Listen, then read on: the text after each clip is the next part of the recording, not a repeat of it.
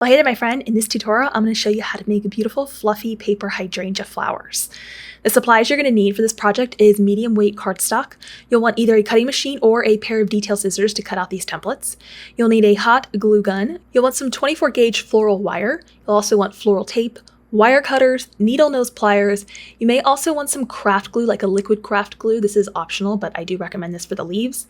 And then optionally, you'll also want to consider distress inks or oxides and an ink blending brush.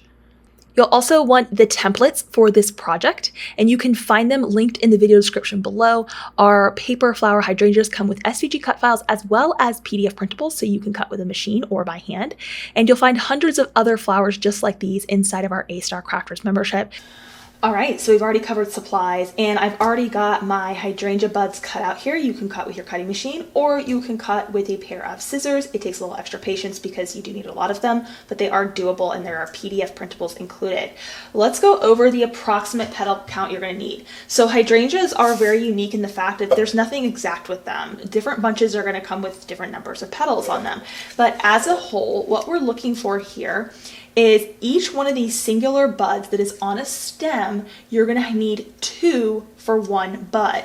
And you can see this bunch of little buds is made up of 1, 2, 3, 4, 5, 6, 7. So that would be 7 times 2, that would be 14 to make one of these little small bunches. And then if we look at my actual result here and how many of these that I have, I'm looking at the underside here. I've got 1, 2, 3, 4, 5, 6. I've got 6 of these. So that would be, if you wanted a minimum of 6 of these, that would be 6 times the 14 cuts to make this one little bud, which would be, I believe, is 84. So you're gonna need about 84 of these in order to make one full hydrangea bush piece like this. But if you wanted to make it smaller, or you just wanted these in little accent pieces for another arrangement you're doing, then by all means, you don't have to do that many. But that's where I'm going here in this tutorial.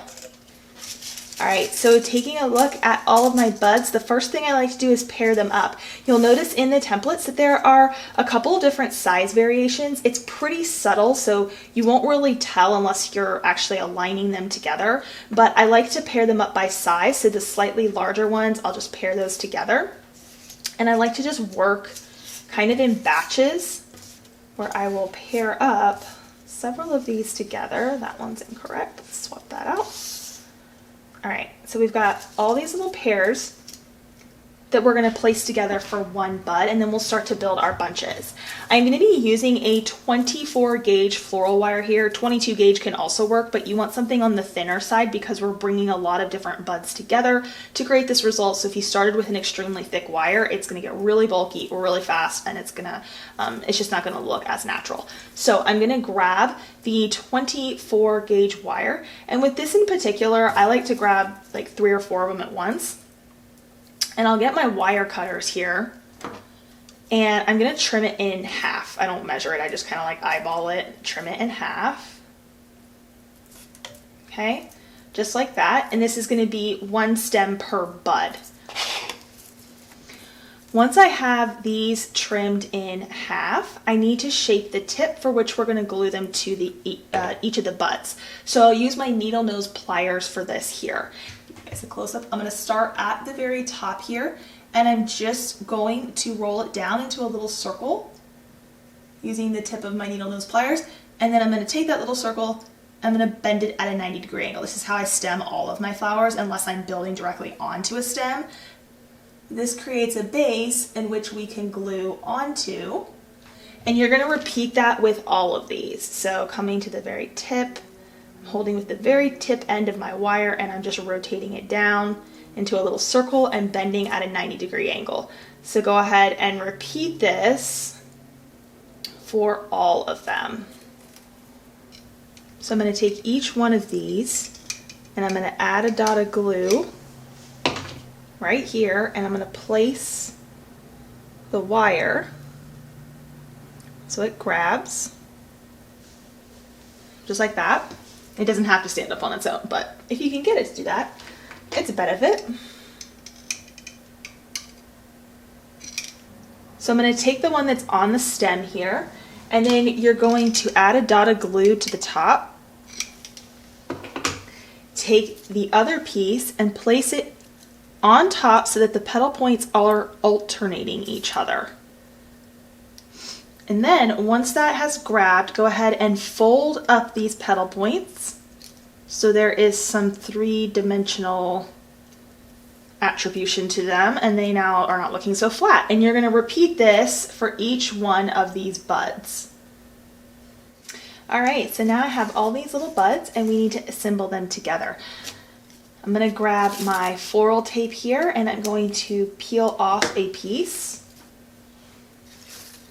And we're going to start with one of these buds in the center and we're going to hold it just like so. And then we're going to add buds, and you might want to bend it at like a 45-degree angle here just to give it a little bit of kind of dimension out and have it kind of folding out like it's blooming.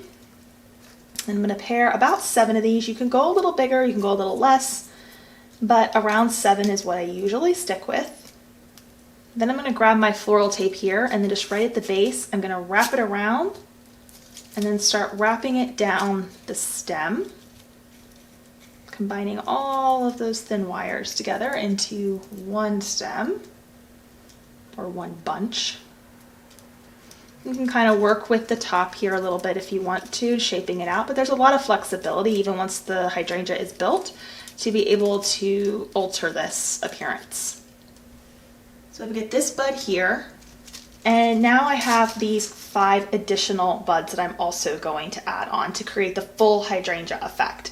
So I'm going to start with one here in the middle, and then just like we did when we built the little buds, you're going to bend it at about a 45-degree angle, just like that. And then you're going to start building it around that center one that you chose. And there's flexibility here. You might want to bring it down a little bit. You might need to rework some of these individually, which is normal. Play around with it a bit. And you're going to go all the way around. And if you feel like you have awkward space remaining, you may want to cut some more, or if you can't fit something, then just omit one of them, and that's perfectly fine too. So we're going to have something that builds out to looking about like that. You're going to take another piece of floral tape here, trim it down, and we'll wrap all of those stems together. And then you can fine tune this by adjusting all of the individual flower heads however you want. Kind of spreading them out. And here is our hydrangea. And I actually used 2 different shades of white cardstock. It's pretty subtle, but it makes it look a lot more lifelike because no hydrangea bud is going to be all one cohesive shade across the entire blossom. So I think that that's a really fun thing to experiment with as well. Next, let's talk leaves. You can go ahead and cut leaves if you want them. You could leave them off altogether, but I went ahead and I cut some leaves. So I'm going to grab a sheet of paper here just to protect my surface because I actually want to add some Distress Oxide to our leaf just to give it a little bit of color.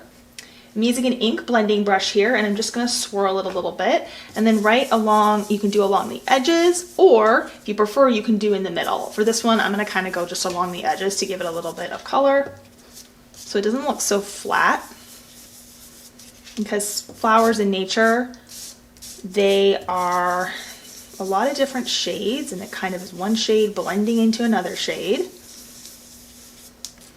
with some of that original color peeking through there. And then you can fold this down the center if you want to give it some dimension. So that's what I'm going to do. I'm going to fold this down the center so that it ends right at the point here. That's where it's folded. Now for leaves, you have 2 options. You can either A, take the leaf and glue it directly to the underside of a bud so that this tip is glued underneath and it's hanging out the side. Option 2, which is my preferred option, is to grab some more wire and to actually put it on wire. So I'm going to grab another wire here. I'm going to trim it down. I'm going to take the leaf and I'm going to flip the leaf over For this, I'm going to use a liquid craft glue that dries clear because I don't want to see like any chunky residue in terms of hot glue being on this. So one option is just to glue this wire directly along the back like this, and then when the glue dries, it's going to dry clear, so you're not going to see anything but this wire, which is, ironically enough, going to look like just kind of the vein of the leaf. Option 2 is to actually put 2 of these back to back, so if you want, you could follow this exact same method, and then you could actually add glue here, and that was the wrong size. You could glue 2 of these together, like so, making them look flush, having that wire sandwiched right in the middle. So that creates a very nice look as well, and that's what I'm actually going to do for this one. I have done it both ways. You can see on these here, I just did the wire on the back, and then I flipped it and molded it. Completely optional. Whatever option you choose, just be consistent with it. I'm showing you variations here, but when you do it, just make sure you're consistent with whatever you choose. This obviously takes more supply to be able to cut out double amount, so factor that into the process. For the leaves, you can make as many as you want. 2, 3, 4. Things do look best in odd numbers. I only have 2 cut out here, but ideally I would either do like sums with singles or with sets of 3. As you can see here in this example, I went with 3, and that turned out quite pretty. But I'm just going to go ahead and use these 2 to complete this one here, and I'll cut another one out later. And I'm just going to place it underneath the flower, and I'll just do this side by side here, so we can see a little bit of greenery poking out. And then again, you'll want another piece of floral tape to wrap this on. So I'm going to wrap some floral tape here down to complete my leaf addition, and this time making sure everything is good and covered and finalized so it's nice and smooth along that super thick stem. And if you have any like straggler pieces hanging off here, which does happen, I recommend that you trim those down. So there is a look at our paper flower hydrangeas. If you loved this project and you love paper crafts and you love paper flowers as much as I do, make sure you go and download this template. It's going to be linked below with this video for you. And there's so many other beautiful project pairings to go with this. Like we have our Wildly in Bloom collection and lots of other cottage style flowers like peonies inside of our A-Star crafters. If you're not an A-Star yet, then join below and unlock access to hundreds of collections, projects, and designs instantly, and new makes like this with me every single month. I will see you there, my friend. Bye for now.